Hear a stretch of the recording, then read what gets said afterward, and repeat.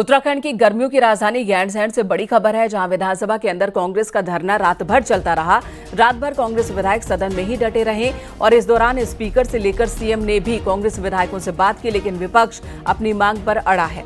कानून व्यवस्था पर चर्चा की मांग के साथ नैनीताल के डीएम का ट्रांसफर किया जाए और एसएसपी को सस्पेंड किया जाए, ये मांग है कांग्रेस की। साथ ही फर्जी मुकदमे वापस लेने की मांग की जा रही है। इससे पहले विधानसभा में दिन भर हंगामा हुआ। सीएम पुष्कर सिंह धामी ने नेता विपक्ष यशपाल आर्य और सीनियर कांग्रेस नेता प्रीतम सिंह से फोन पर बात की और उनकी मांगों को लेकर चर्चा की। सीएम धामी ने भरोसा दिया कि जो उनकी मांगे हैं उस पर कार्रवाई के निर्देश दिए जा चुके हैं और नेताओं से धरना खत्म कर विधायक आवास में लौटने की अपील की उन्होंने। हालांकि ये बातचीत बेनतीजा रही और कांग्रेस विधायक अपनी मांगों पर अड़े रहे, वो सदन के अंदर ही धरने पर बैठे रहे।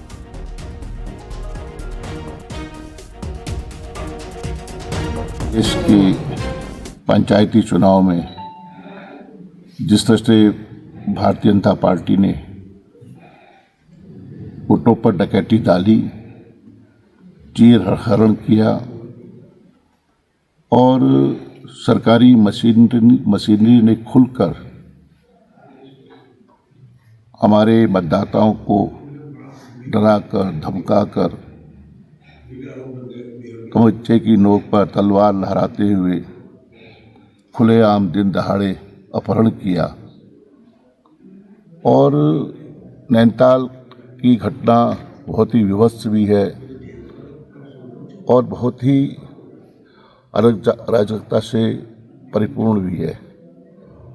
इसी मुद्दे को लेकर सदन में हमने नियम 310 के अंतर्गत माननीय अध्यक्ष विधानसभा को निवेदन किया कि इसमें इस सूचना को ग्राह्य किया जाए, लेकिन इस बार सरकार ने सुनने से इनकार कर दिया और लगातार दिन भर हम नियम के अंतर्गत सदन में अपनी बात को कहते रहे, लेकिन सुनवाई नहीं हुई। इसी वजह से हमने रात्रि में हमारे सभी माननीय सदस्य रात्रि भर सदन के अंदर ही रहे। और इस वक्त गैंडसैंण से हमारे सहयोगी सुनील नौप्रभात हमारे साथ मौजूद हैं। सुनील, मौसम तो वहां वाकई काफी खूबसूरत होगा लोकेशन, लेकिन कांग्रेस विधायक जिस तरह से पूरी रात धरने पर बैठे रहे, सीएम की बातचीत का भी उन पर कोई असर नहीं हुआ। और ऐसे में आज की कार्यवाही को लेकर एजेंडा क्या है और कांग्रेस विधायकों के तेवर क्या हैं? देखिए मेनिका, आप मेरे पीछे देख सकते हैं कि यहाँ पर बारिश लगी हुई है, मूसलाधार बारिश हो रही है, जमकर कोहरा है और ठंड भी काफ़ी है। लेकिन सदन के अंदर एंट्री करते ही आपको महसूस होगा कि सदन के अंदर का माहौल बेहद गर्माहट भरा है। रात भर कांग्रेस के जो विधायक हैं वो सदन में बिस्तर डालकर लेटे रहे और ये पहली बार उत्तराखंड के इतिहास में, उत्तराखंड के विधानसभा के इतिहास में पहली बार ऐसा हो रहा है जब विपक्ष सुबह से लेकर और पूरी रात भर सदन में डटा रहा। यशपाल आर्य से हमारी बातचीत हुई, नेता प्रतिपक्ष से, उनका कहना है कि वो अपनी मांगों पर अडिग है और इसका मतलब ये बनता है कि आज भी जब सेशन शुरू होगा 11 बजे से सदन की जब दूसरे दिन की कार्रवाई शुरू होगी तो विपक्ष अपना प्रोटेस्ट जारी रखेगा। विपक्ष की मांग है कि जिस कानून व्यवस्था पर वो चर्चा चाहता है, नैनीताल के डीएम का ट्रांसफर विपक्ष चाहता है, तो जो एसएसपी हैं उनको सस्पेंशन विपक्ष चाहता है और विपक्ष का कहना है कि जो मुकदमे इस दौरान लगे पंचायत चुनाव के दौरान वो मुकदमे भी हटाए जाए। आपने देखा कि कल स्पीकर ने बात की, संसदीय कार्य मंत्री ने विपक्ष से बातचीत की, खुद मुख्यमंत्री ने फ़ोन पर बातचीत की, लेकिन कांग्रेस के विधायक नहीं माने। आज या तो सरकार, ये हो सकता है कि सरकार आज जो कानून व्यवस्था है उस पर चर्चा करा ले, लेकिन फिलहाल जो एजेंडा आज की कार्रवाई है उसमें कहीं चर्चा का जिक्र नहीं है। आज के एजेंडे में सरकार की प्राथमिकता होगी कि कल अनुपूरक बजट समेत जो 9 विधेयक टेबल किए गए थे, कई महत्वपूर्ण विधेयक इसमें हैं, उन 9 के 9 विधेयकों को सरकार आज पास कराएगी और इसके साथ अनुपूरक बजट पर भी आज मुहर लगेगी और खासकर जो मंत्री रेखा रहे हैं उनके विभागों से जुड़े सवाल भी आज प्रश्नकाल के दौरान आएंगे। ठीक है, धन्यवाद आपका इस वक्त पूरी जानकारी देने के लिए। तो उम्मीद है कि कांग्रेस विधायकों को उम्मीद है कि उनकी मांगों पर भी चर्चा हो, कानून व्यवस्था को लेकर खासकर, और इसी बीच कई महत्वपूर्ण विधेयक हैं, उन्हें पास कराया जाना जरूरी है। 9 विधेयक। गैंडसैंण विधानसभा सत्र का दूसरा दिन है, अनुपूरक बजट, 9 विधेयक पास कराएगी सरकार। कल सदन में पेश किए गए विधेयक आज खेल युवा कल्याण विभाग से प्रश्न आएंगे। मंत्री रेखा आर्य के पास भी हैं सभी विभाग, यानी कि उनके विभागों से जुड़े प्रश्न आज सदन में आने वाले हैं, जिनका जवाब उन्हें देना होगा।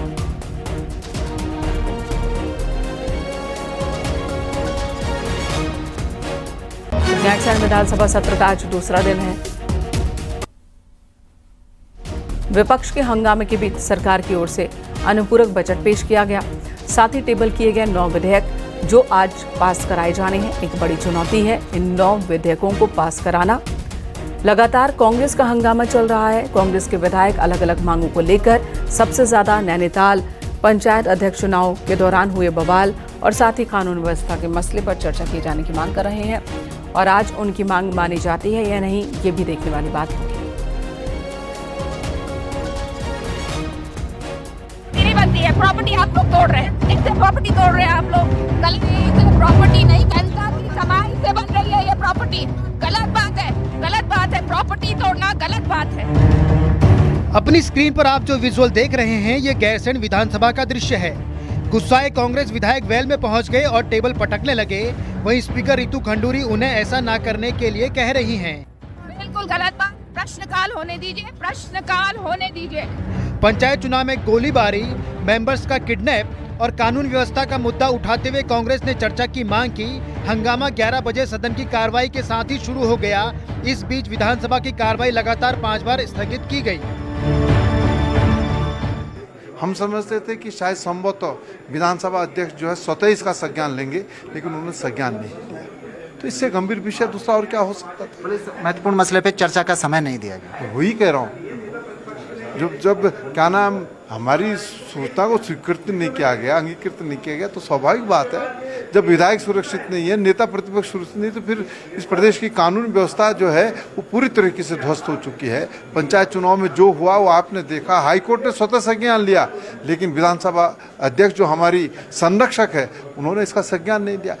मुख्यमंत्री के बाद अगर प्रदेश में किसी का प्रोटोकॉल है तो नेता प्रतिपक्ष का है। नेता प्रतिपक्ष और उसके साथ 4 विधायक हाईकोर्ट के 1 किलोमीटर के दायरे में अगर वो सुरक्षित नहीं है, पुलिस के लोग जो है कुछ असामाजिक तत्वों को अपने साथ लेकर रेनकोट के अंदर तलवार और हथियार लेके जब तरह जा रहे हैं और नेता प्रतिपक्ष पर हाथ उठाया जा रहा है, और भी एक वीडियो अभी हमारे पास ऑडियो वायरल हो रही है, उसमें भी स्पष्ट कह रहे हैं। उसके बाद भी अगर विधानसभा अध्यक्ष उसका संज्ञान नहीं ले रही, वो परिवार का मुखिया है, अगर वही हमारा संरक्षण नहीं करा तो हम क्या कर सकते हैं। बैल पर धरने पर बैठे विपक्ष के हंगामे के बीच सीएम पुष्कर सिंह धामी ने 5,315 करोड़ का अनुपूरक बजट पेश किया। सीएम ने कहा कि विपक्ष पंचायत चुनाव में मिली हार से हताश है। सरकार की ओर से कहा गया कि चूंकि पंचायत चुनाव का मामला हाईकोर्ट में चल रहा है, लिहाजा इस पर चर्चा नहीं कराई जा सकती।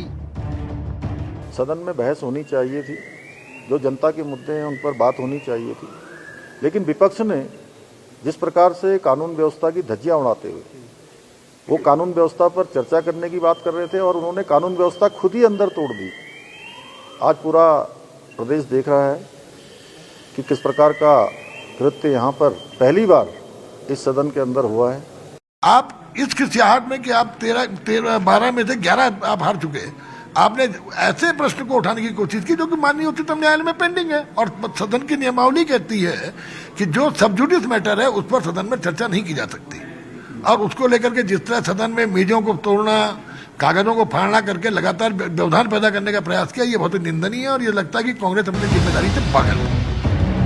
हंगामे के बीच 9 महत्वपूर्ण बिल सदन के पटल पर रखे गए, जिनमें से एक धार्मिक स्वतंत्रता कानून संशोधन बिल है, जिसमें अब जबरदस्ती धर्म परिवर्तन कराने पर आजीवन कारावास तक की सजा का प्रावधान है। दूसरा महत्वपूर्ण बिल अल्पसंख्यक शिक्षा से जुड़ा है, जिसके अंतर्गत एक प्राधिकरण या अथॉरिटी बनाने की बात है जो अल्पसंख्यक शिक्षण संस्थानों से जुड़ी हर बात से डील करेगा। कैमरामैन दीपक उपाध्याय के साथ सुनील नरपरवाद, न्यूज़ 18, गैरसैंण।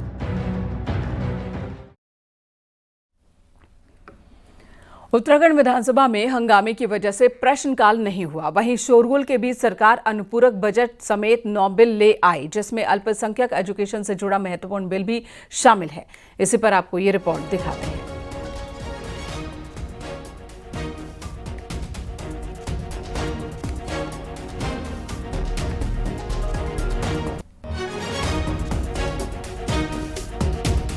हमारे साथ मुख्यमंत्री पुष्कर सिंह धामी हैं। कुछ नए विधेयक हैं जिनको उत्तराखंड सरकार पहली बार इंट्रोड्यूस कर रही है, जिसमें लोकतंत्र सेनानी सम्मान विधेयक भी है। सर, 2-3 विधेयक बड़ी चर्चाओं में हैं, खासकर लोकतंत्र सेनानी सम्मान जो विधेयक है, क्या कुछ सर इसके अंदर है? क्या ये विधेयक विधानसभा में प्रस्तुत किया है, जिसमें उनकी पेंशन से लेकर अन्य सुविधाएं उसके तहत होंगी और मंत्रिमंडल में हम इसके बाबत पहले ही निर्णय ले चुके हैं। एक सर, आप अल्पसंख्यक शिक्षा विधेयक भी आप लोगों ने टेबल किया है। इसके तहत जो प्रावधान पढ़ने में आए कि जो अल्पसंख्यक स्कूल हैं, एक मानक उसमें ये भी है कि वो गैर अल्पसंख्यक को 15% से अधिक एडमिशन नहीं दे सकते। बहुत सारे स्कूलों का कहना है कि हमारे यहाँ तो अधिकतर गैर अल्पसंख्यक स्टूडेंट हैं। इसको सर कैसे आप लोग? देखिए, वो चूंकि ये विधेयक सभी को शिक्षा का अधिकार मिले, जैसे जनधन योजना सबको मिलती है, उसी प्रकार से शिक्षा का अधिकार भी मिले। और कांग्रेस के शासनकाल में जो ये प्रावधान किया गया था, जो विधेयक बनाया गया था, केवल एक मुस्लिम समुदाय को ही उसका फायदा मिलता था, जबकि अल्पसंख्यक समुदाय में सिख भी आते हैं, बौद्ध भी आते हैं, जैन भी आते हैं, पारसी भी आते हैं। उन सभी को इसका लाभ मिलना चाहिए। अल्पसंख्यक विभाग के अंतर्गत जो योजनाएं चलती हैं, उन योजनाओं का भी, शिक्षा में भी। और जो भाषाएं हैं, चाहे वो हमारी पंजाबी जैसे गुरमुखी बोली जाती है, फारसी में पाली बोली जाती है, इन सब भाषाओं को भी बढ़ावा देना और पारदर्शिता लाना, इसका मुख्य उद्देश्य है।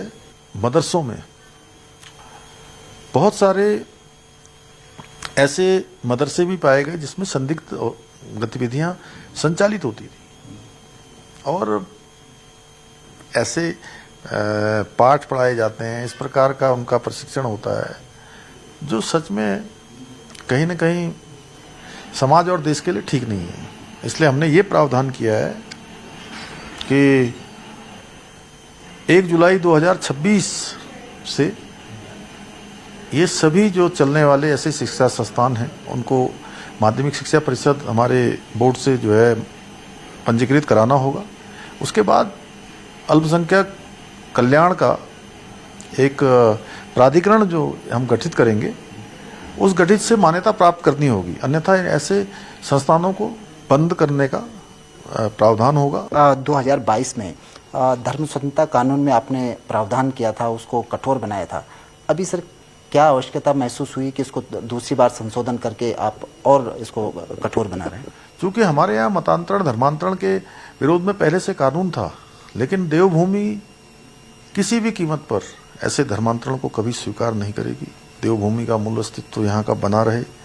हर एक उत्तराखंडी चाहते हैं, उत्तराखंड के लोगों के अतिरिक्त दुनिया और देश के सनातनी भी चाहते हैं। इसलिए हमने इसको और सख्त बनाया है।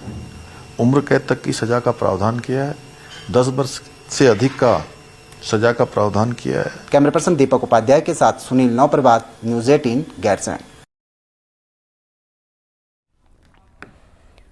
मुख्यमंत्री पुष्कर सिंह धामी ने नैनीताल और बेताल घाट की हालिया घटनाओं को गंभीरता से लिया और बेहद सख्ती दिखाई है। उन्होंने इन घटनाओं पर निष्पक्ष और जल्द कार्रवाई के निर्देश दिए। सीएम धामी ने कुमाऊं कमिश्नर को 15 दिन में मजिस्ट्रेट जांच रिपोर्ट सौंपने को कहा। फायरिंग और अन्य घटनाओं को देखते हुए भवाली के सीओ और तल्लीताल थाना प्रभारी का ट्रांसफर किया जाएगा। सभी एफआईआर की जांच सीबीसीआईडी को सौंपी गई है।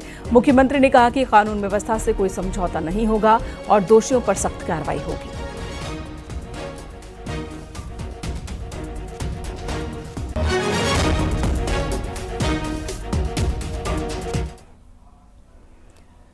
राज्य में पंचायत चुनाव में बिगड़ी कानून व्यवस्था पर उत्तराखंड हाईकोर्ट सख्त है। हाईकोर्ट ने अब राज्य के गृह सचिव और डीजीपी उत्तराखंड को 22 अगस्त को तलब किया है। कोर्ट ने बेताल घाट, उधम सिंह नगर के गोली कांड समेत राज्य में कानून व्यवस्था की खराब स्थिति पर जवाब मांगा।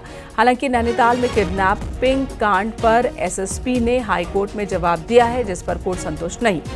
एसएसपी ने कहा कि 14 की घटना के बाद एक गाड़ी सीज की गई है, एक को गिरफ्तार किया गया है, 13 की पहचान की गई है। आज सुनवाई के दौरान कोर्ट की ओर से कल सुनवाई के दौरान अदालत ने टिप्पणी की कि ये देवभूमि है, यहाँ ऐसा कल्चर नहीं चल सकता। चिंतित थे, उन्होंने कहा भाई ये पूरे प्रांत में हो क्या रहा है, इसलिए हम चाहते हैं कि इसमें डीजीपी और वो भी आए, होम सेक्रेटरी, ताकि हम हो सकता भविष्य में इस प्रकार की चीज़ों की पुनरावृत्ति को रोकने के लिए कोई फुल प्रूफ उन लोगों से कंसल्टेशन के बाद कोई निर्णय दे पाए। एसएसपी ने तो सिंपली ये चीज़ें की कि हमने कैसे कहाँ गए, किससे किए, तो कोर्ट तो ये मान रहा था कि भाई तुम्हारे पास ना इंटेलिजेंस है, या कोर्ट ने ज़्यादा आलोचना उसमें नहीं की, सिर्फ पढ़ा। हरिद्वार में हर की पैड़ी पर उस वक्त हंगामा हो गया जब एक युवक श्रद्धालुओं का सामान चोरी करता पकड़ा गया। लोगों के द्वारा शोर मचाए जाने पर युवक ने गंगा में छलांग लगा दी। हालांकि थोड़ी देर बाद वहां मौजूद लोगों ने युवक को बाहर खींच लिया और उसकी जोरदार पिटाई कर दी। मौके पर मौजूद लोगों द्वारा युवक को पीटे जाने का वीडियो भी सोशल मीडिया पर शेयर किया जा रहा है। युवक की पिटाई के बाद लोगों ने उसे पुलिस को सौंप दिया।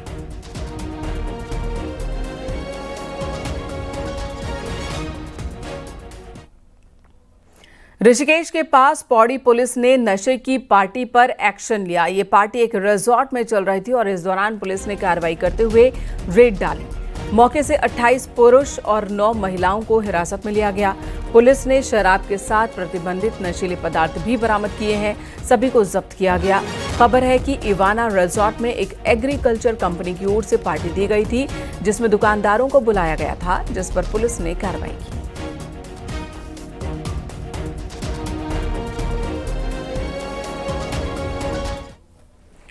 पछुआदून में एमडीडीए की अवैध कॉलोनीज पर कार्रवाई जारी है। मंगलवार को 2 जगहों पर बुलडोजर चला और अवैध रूप से बनाई जा रही कॉलोनीज ध्वस्त किए गए। यहां शिमला बाईपास और सेलाकुई में 2 बड़ी अवैध प्लॉटिंग को ध्वस्त किया गया। कुल 25 बीघा जमीन पर टीम ने कार्रवाई की है और बुलडोजर से अवैध निर्माण को ध्वस्त किया।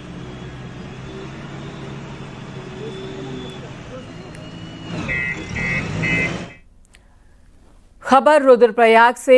यहां थपल गांव में बारिश के बाद हालात खराब हैं। कई जगहों पर रोड और रास्ते टूट गए। कुछ जगहों पर तो पैदल रास्ते पूरी तरह से वॉश आउट हो गए और ऐसे में स्कूली बच्चे सबसे ज्यादा परेशान हो रहे हैं, मुश्किल में हैं। यहां स्लाइडिंग जोन में जान जोखिम में डालकर बच्चे स्कूल आना जाना कर रहे हैं। परिजनों को डर है कि कभी भी कोई बच्चा किसी हादसे का शिकार हो सकता है। हालांकि बहुत छोटे बच्चों को उनके पेरेंट्स स्कूल लेकर पहुंचा रहे हैं, लेकिन कई बच्चे ऐसे हैं जो अकेले ही इन रास्तों का इस्तेमाल करते दिख रहे हैं। बहुत से बच्चे स्कूल आ रहे हैं यहाँ पर। उत्तरकाशी में गंगोत्री नेशनल हाईवे पर डबरानी के पास बोल्डर की चपेट में आने से 2 युवकों की मौत हो गई। डबरानी के पास सड़क कटिंग का काम चल रहा है और इसी दौरान ग्रामीणों को जब यहां से सुक्की गांव के लिए पार करवाया जा रहा था, तभी पहाड़ी से बोल्डर आने की वजह से 2 युवक बोल्डर की चपेट में आ गए। दोनों की मौके पर ही जान चली गई। दोनों के शवों को एसडीआरएफ ने रेस्क्यू किया। गाँव वालों का कहना है कि जब हालात ठीक नहीं थे तो ग्रामीणों को वहां से आगे क्यों भेजा गया।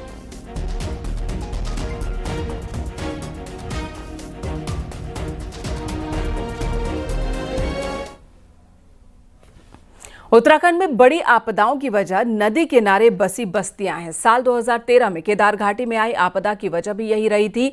अब हालात ये है कि एक बार फिर रुद्रप्रयाग में मंदाकिनी नदी के किनारे कई बस्तियां बस गई हैं और यही बड़े खतरे को बुलावा दे रही हैं। कैसे, इस रिपोर्ट में हम आपको दिखाते हैं। उत्तराखंड में साल 2013 में आई आपदा में मंदाकिनी नदी ने बड़ी तबाही मचाई थी। गौरीकुंड से लेकर तिलवाड़ा तक मंदाकिनी से सटे कई घर तबाह हो गए थे। भारी नुकसान झेलना पड़ा था, लेकिन लोगों ने कोई सबक नहीं सीखा और एक बार फिर से मंदाकिनी नदी के किनारे मकान बन चुके हैं। वहीं इन दिनों नदी एक बार फिर से उफान पर है, जिससे लोग खौफ में हैं, लेकिन फिर भी यहाँ से हटने को तैयार नहीं। यहाँ पिलर लगा था, यहाँ पिलर लगा, वहाँ पिलर लगा हुआ, कोई आदमी इसके आगे ऑक्यूपाई नहीं करेगा, मगर जनता नहीं मानती है। नहीं मानते ना। मैंने बात की कि उनसे कुछ पिलर यहाँ पे आपने गाड़ा रखा, कोई निकालेगा, उसे तो कोई आदमी निकालेगा, हमारे गूगल में है। अच्छा। हम बता देंगे कि पिलर यहाँ पे था, ठीक है। और लोग सब तभी अतिक्रमण कर रहे हैं। थोड़ा ये नदी के प्रोडक्शन की फिर से बनाई जाए, जो बना रखे हैं उसी पर डबल बनाई जाए और थोड़ा जबरदस्त ढंग से बनाई जाए। उस टाइम तो नदी यहाँ तक आई थी रोड तक। अच्छा, कब? अब तो खैर आई भी नहीं थी, फिर भी ये है थोड़ा प्रोडक्शन हो जाए तो और अच्छी बात है। नदी किनारे लोगों का बसना लगातार जारी है। डीएम का कहना है कि नदियों के किनारे रहने वाले लोगों की सुरक्षा को लेकर हर कदम उठाया जा रहा है। लोगों से अलर्ट रहने को भी कहा गया है। मेरा सभी को अनुरोध रहेगा कि इस टाइम पे आप भी चौकन्ने रहें। कहीं भी लगे कि अगर नदी का जल स्तर ऊपर बढ़ रहा है तो उस टाइम पे तुरंत अपने घर को या अपनी दुकान को, जो भी बिल्डिंग है जिसमें आप रह रहे हैं, उसको वेकेट करके थोड़ा ऊपर वाले हिस्सों में चले जाएं। पहाड़ों में हो रही बारिश से मंदाकिनी नदी एक बार फिर से उफान पर है। संकट नदी किनारे बने हुए मकानों पर मंडराने लगा है। हर दिन बरसात में एक ही डर लगा रहता है कि जब कब मंदाकिनी नदी का जलस्तर उफान पे आ जाता है और लोगों की नींद हराम हो जाती है। ऐसे में कहीं न कहीं अब सरकार को इस विषय में सोचना होगा कि किस तरह से इन परिवारों को जो नदी किनारे हैं उनका विस्थापन किया जाए या फिर इनकी सुरक्षा की गारंटी ली जाए। रुद्रप्रयाग से न्यूज़ 18 के लिए मैं संदीप भट्टी।